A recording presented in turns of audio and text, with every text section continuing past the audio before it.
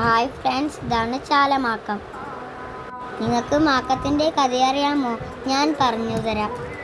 കടങ്ങോട്ട് നായർ തറവാട്ടിലെ 12 സഹോദരന്മാരുടെ ഏക അനിയത്തിയായിരുന്നു മാക്കം. അങ്ങനെ മാക്കം വലിയൊരു കുട്ടിയായി.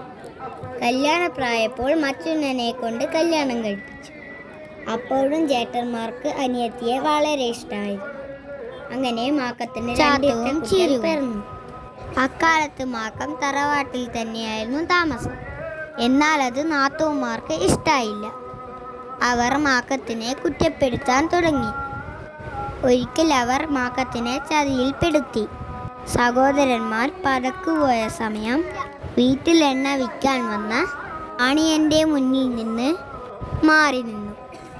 ഋതുമതിയായ മാക്കത്തിനെ എണ്ണ വാങ്ങാൻ പറ്റാതെ ത്തേക്ക് വെക്കാൻ ആവശ്യപ്പെട്ടു.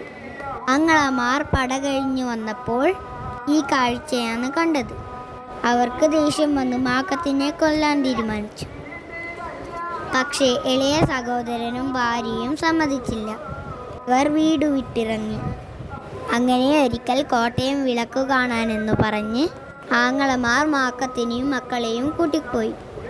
പോകുന്ന വഴിയിൽ ആങ്ങളമാർ മാക്കത്തെയും മക്കളെയും കിണറ്റിൽ തള്ളിയിട്ട് കൊന്നു. സംഹാര താണ്ഡവമാടി. മാക്കം തന്നെ ചതിച്ചവരെ പ്രതികാരം ചെയ്യാനിറങ്ങി.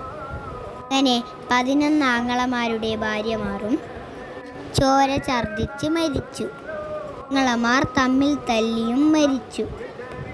തന്നെ ചതിക്കാതിരുന്ന ഇളയാങ്ങളെയും ഭാര്യയും മാത്രം ബാക്കിയായി. ഇതിനുശേഷം മാക്കവും മക്കളും നിലകൊണ്ട സ്ഥലമാണ് ചാല. ഇനിയും ഞാൻ ഇതേപോലെ കഥകൾ പറഞ്ഞു തരാമേ. എല്ലാവരും എൻ്റെ വീഡിയോ ലൈക്കും സബ്സ്ക്രൈബും ചെയ്യണേ. Bye bye.